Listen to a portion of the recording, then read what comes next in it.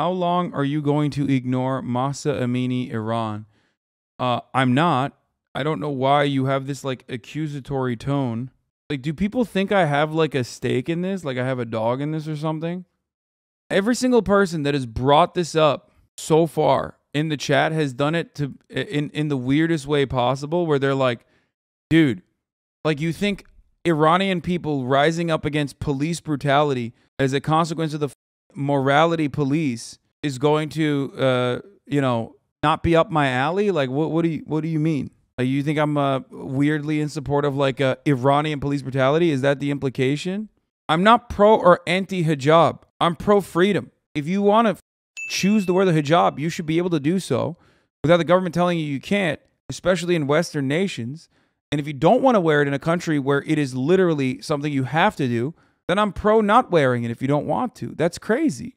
But people have been freaking out about it. I only know brief details. I'm not entirely familiar, partially because, you know, the platform that I've been on and love and have built my community on has been on fucking fire for like the past week. So, you know, it's kind of been a thing. I know that this is probably going to be a controversial person to cover the story on, but I'm going to look at what she has to say anyway. My normal fun fact videos today, but I've gotten a lot of comments and DMs in the past 24 hours asking me to talk about this, and I feel like it's a situation that needs to be addressed. So, Iran's morality police recently picked up a 22-year-old woman off the streets for violating their compulsory veiling laws, aka the hijab laws. Her name is Mahsa Amini, and agents told her brother, who they took her away from, that she would be released in an hour after taking a hijab class to be convinced and educated, but that didn't happen. Her family found her in the hospital, in a coma, pronounced brain dead. Police beat this woman to death over a dress code. These morality police are known to harass women, okay? Slapping them, beating them with batons, dragging them by their hair, forcing them into vans, and then running over family members who try to fight and get their loved ones back. A lot of... Okay, here it is. Why Iranian women are burning their hijabs after the death of Mahsa Amini. Iranian women are burning their hijabs and cutting their hair short in protest over the death of Mahsa Amini, a young woman who died after being arrested in Tehran by Iran's notorious morality police who enforce the country's rules on hijabs and other conservative Islamic modes of dress and behavior. Notice how this NPR article says conservative Islamic modes of dress and behavior. For those of you who think like the entirety of the Islamic world is on board with everything that like anyone has ever done, notice how the word conservative plays a role in here, because things like the morality police or people who are fundamentalist Islamists, these people are conservatives. They're like the white evangelical Protestants and the psychotic like Christian weirdos in America, but in a country where they have even more power and even more control. Part of the reason why these extremists have, these extreme conservatives, extreme right-wingers have more control in countries like this is directly a consequence of America's intervention in said countries. Iran is you can literally put a direct line into how Iran turned into this theocratic nightmare, as a matter of fact, when the socialist leadership wanted to nationalize its oil refineries and its its extraction industry in general, but it was owned by British Petroleum at the time, and America and the UK directly interfered, okay, facilitated a coup d'etat, and in the aftermath of said coup d'etat, of course, the most extreme, most hyper-nationalist, and most fundamentalist anti-American elements in the country overtook and were and have been in power ever since. So, but that's besides the point, okay? That's what happens when you kill all the socialists in a country, but that's besides the point. So here's what we know so far about Amini's death and the public fear it ignited and the questions that remain. Amini was arrested for allegedly breaking the hijab rules. In countries like this, there are, you know, morality police and hijab rules. I personally think it's completely and fundamentally unacceptable. I don't know why. Bro, you just call Christians psychotic? No, I said psychotic Christians, like hyper right-wing psycho Christians. Like, you know, ones that are like, you can't have an abortion, like you should die if you have a stillborn thing inside of you, like you should just fucking die from internal bleeding. Like, I'm talking about those guys. Those guys are psychotic. You know, do you think that that's not a psychotic person? Not every Christian is like this, obviously. I've never had you know, catch-all monolithic understanding of how people consider religion to be. That's not just Catholics. That's ridiculous. As a matter of fact, it's mostly evangelical Protestants. White evangelical Protestants are significantly more anti-abortion than the broader Catholic religion, even though Catholics are pretty fucking anti-abortion as well. As a matter of fact, the most prominent Catholic voice in the country, Paul Weyrich, realized that evangelical Christians, white evangelical Christians, were significantly more racist than the Catholics themselves as a broader majority and could politically mobilize them. And that's precisely why we even have this like anti-abortion movement in the country to begin with. Learn your American history before you just fucking cast the blame on, you know, Catholics or one group or another, okay? The Al-Qaeda boys are the white evangelical Protestant Christians. So, where were we? I am not an r/Reddit atheist who's like, I just hate all religion or whatever. I understand that it could be a tool for, you know, guidance for some people. Everyone believes in dumb shit. A lot of people still believe in capitalism, so it doesn't even fucking matter. But also on top of that, we know the psycho-Christians are, we know there are psycho-Christians though. Aren't both extremes wrong? My friend, I'm going to say this to you one time. I knew you were going to do this. I am saying that the fundamentalist, extremist, right-wing Muslims are, of course, in the fucking wrong. But you, guided by whatever your precognitive biases were, literally are not hearing the words that are coming out of my mouth as I am covering this story. Why are you in here if you don't want to hear my feedback? If you're just going to fucking jerk yourself off about the preconceived notions that you had of me, then you don't have to be in here. The only reason why I would bring up Al-Qaeda or the psychotic fucking Christian evangelicals, as a matter of fact, is so that people in here in America understand that Islam, just like Christianity, is not fucking monolithic. Because I am talking to a Western audience. I am talking to English speakers primarily. And American speakers need to understand with examples from their own fucking backyard. That's why I'm doing it. Anyway, thank you for conceding, though. At least you didn't continue down the fucking brain rot, as I suspected you might. Amini was arrested for allegedly breaking hijab rules. Okay, she died the age of 22 in northern Tehran. She had been arrested on Tuesday and reportedly was taken to a hospital shortly afterwards. She suffered multiple blows to the head before she died, according to the London-based broadcaster Iran International. Amini was arrested in her brother's car during a visit to see family members in the capital. The outlet reported she was originally from Saqqez in the Kurdistan province. They beat her to death in custody. Know anything about, police brutality? You understand that, this is a universal principle, okay? Made only worse by the authoritarian theocratic regime in Iran. Does not change the reality that, like, America's actions against Iran are completely and wholeheartedly, utterly unacceptable. Denuclearization agreements should have been followed through on. Iran does not deserve the sanctions because those sorts of sanctions are just collective punishment, which is otherwise a war crime, but not when America does it. Those people that are suffering are doubly suffering as a consequence of our actions in the international stage.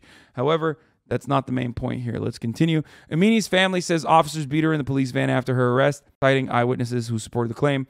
Police are, of course, rejecting the allegations. Like I said, if you know anything about police brutality, you already know.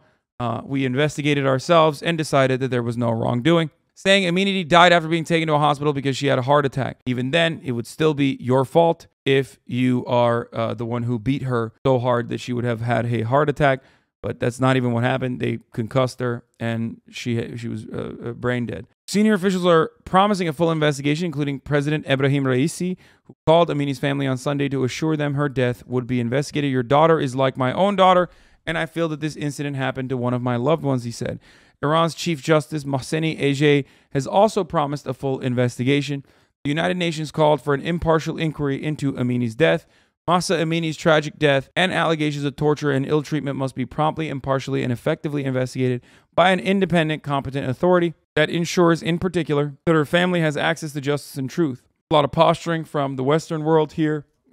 They are on the right side, but also remember that the same Western authorities that would say we need an impartial third-party investigator had a hard time when talking about the unjustifiable war crime and the execution of a famous Palestinian journalist in a raid that the IDF was conducting in one of the camps So, great clip of your position on religion. Okay, liberation theology is an example of good religion. And the justification for slavery, also found within Christian doctrine, is an example of bad religion. Okay, it's just a tool. But some of you guys are incredibly sheltered and refuse to recognize that, like, a big chunk of the fucking planet still have these ideas, and they're not as inherently hostile towards them as you are. And if you want to build like an internationalist perspective, an internationalist movement, or if you want to be more understanding of others and empathize with the way that they've grown up, you have to also allow them to believe that you don't believe in. As long as they are not hurting solidarity, as long as they're not using their religious beliefs to personally turn around and abuse marginalized people further. There you go. A photo of Amini lying comatose in a hospital is the heart of the rallying cry for Iranians who want more freedoms and rights for women. Yes, the story I was referencing with respect to the occupying force was the Abu Akleh story. The Abu Akleh family has submitted a formal complaint calling on the international community to investigate the murder of Shireen Abu Akleh. Remember, the Israeli propaganda immediately coming after, saying that her death was not in the hands of an Israeli sniper who purposefully, knowing full well that she was a journalist, as was indicated by her gear at the time, shot and killed her through her helmet, shooting her directly in the neck. The government has pointed to its own images to prove Amini wasn't beaten in custody. Shortly after her death, Iranian police released surveillance camera footage part of her arrest. Video shows the woman suddenly collapsing on a chair while she was talking by a female police in the police station. After they beat her. This is Iran's George Floyd moment. British Iranian actor Omid Djalili said in a video posted online, drawing a parallel between demonstrators who want the change in Iran and Americans who call for police reforms after Floyd's death in custody. There's social media movement around it as well. And women are now burning their hijabs in protest in their demonstrations. They've been demonstrating for nearly a week, with some women setting their headscarves on fire in the streets. Video shared by BBC lead presenter Rana Rahimpour shows women standing on top of burning police cars, rallying against the Islamic Republic. One question is whether this will stay as a hijab protest or mushroom into a larger anti-government movement. At least 7 people are reported to have been killed since the protest began throughout Iran, according to the BBC. And from what I understand, they have blackouts. They have they've done blackouts on the internet as well every now and then. So yeah, the government cut out the internet completely and is killing people in the streets. Yeah, that's what I've heard as well. IG and WhatsApp are currently down in Iran. And this is already an anti-government movement. Yeah, of course. What? Fuck Iran. Keep in mind that this is National Pentagon Radio. It doesn't matter. Yes, I'm sure that the American State Department will use any opportunity it can to destabilize Iran as best as they can. But ultimately, this is, once again, a legitimate movement of people who are not happy with a insanely oppressive regime that is authoritarian and fundamentalist, right-wing religious. In 2019, an Iranian woman named Sahar Kodayari was dressed up as a man to sneak into the stadium and watch a men's soccer match. When the 29-year-old was arrested by the police, she learned she could spend 6 months in jail, and Kodayari set herself on fire in protest and died. And the incident sparked outrage in the country and beyond over the strict rules and consequences for breaking those rules that women in Iran face every day. Gender-based violence against women, including so-called honor killings, continues in Iran. The country's laws do little to protect them, experts say. In a tweet in response to Amini's death, Robert Malley, the U.S. Special Envoy for Iran, called on the country to increase protections for women from the country that is, allowing millions of women to no longer have access to abortion, which can end up in a deadly way for them, whether because they got a back alley abortion or because they, had a pregnancy complication and could no longer get the adequate medical treatment. We are doing that. Just saying, everybody has different ways of fucking over women. Just remember that. Can you get an abortion in Iran? Yes, but that doesn't make them better in terms of women. Do not misunderstand me. It's not only the hijab. People are tired of the dictatorship and getting treated like garbage. I think part of that is the economic destabilization that America has put on top of Iran, for the record.